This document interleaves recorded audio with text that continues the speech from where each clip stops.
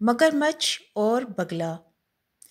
خدارا میری مدد کرو، مجھے اس مصیبت سے باہر نکالو، میری مدد کرو۔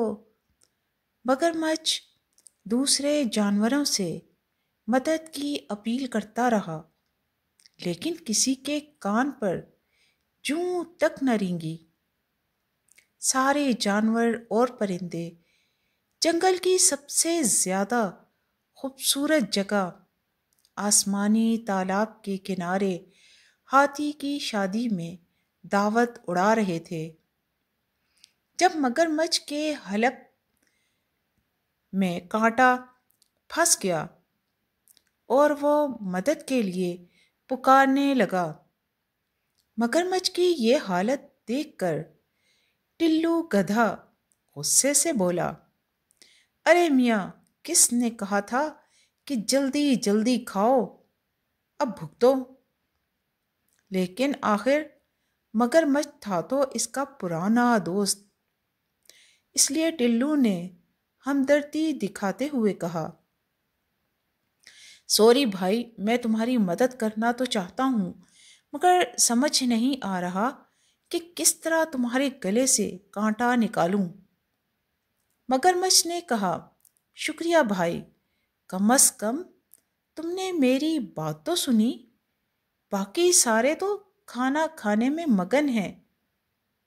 ویسے غلطی میری ہی ہے، مچھلیاں دیکھ کر جلد بازی میں کھانے لگ گیا اور اس تکلیف میں پڑ گیا۔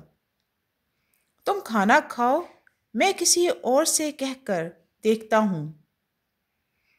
بگلا اپنے حصے کا کھانا ختم کر کے بیٹھا ڈکاریں لے رہا تھا۔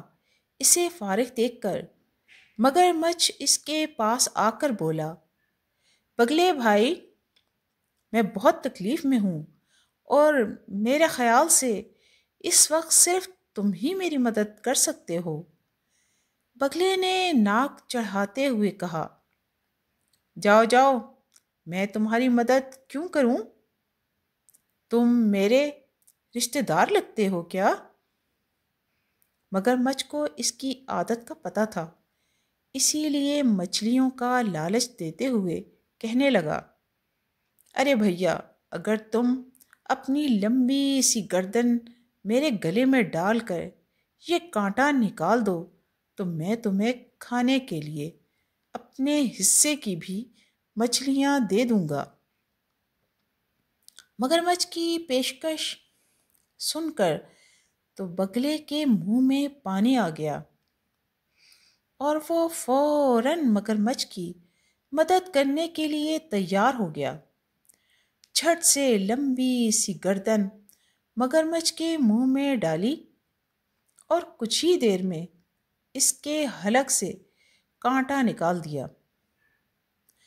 بگلے نے انگڑائی لیتے ہوئے کہا، چلو بھائی، اب جلدی سے اپنا وعدہ پورا کرو اور میرے کھانے کے لیے مچھلیاں لے آؤ۔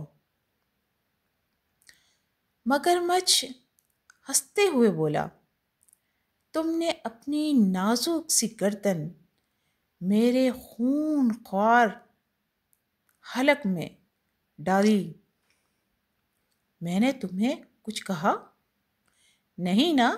دیکھو، تم بالکل صحیح سلامت ہو، کیا یہ تھوڑا ہے؟ شکر کرو کہ میں نے تمہیں کھایا نہیں۔ چلو شاباش، جلدی سے یہاں سے اڑ جاؤ، کہیں ایسا نہ ہو کہ اب مجھے بھوک لگ جائے اور تم میری خوراک بن جاؤ۔ ناراض بگلا یہ کہہ کر اڑ گیا، اگر آئندہ تمہارے گلے میں کانٹا پھنسا تو میں بالکل بھی تمہاری مدد نہیں کروں گا اور تم چیختے رہنا۔ تو پیارے بچوں، کسی کی مدد کرنا بہت اچھی بات ہے، لیکن اس بات کا خیال رہے کہ مدد میں لالچ شامل نہ ہو۔ لالچ شامل کرنا بہت بری بات ہے۔ پریشان لوگوں کی مدد کسی فائدے کے لیے نہیں، بلکہ صرف اللہ پاک کو خوش کرنے کے لیے کرنی چاہیے۔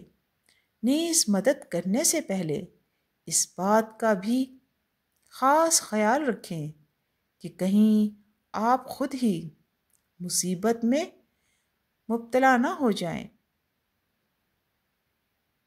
شکریہ۔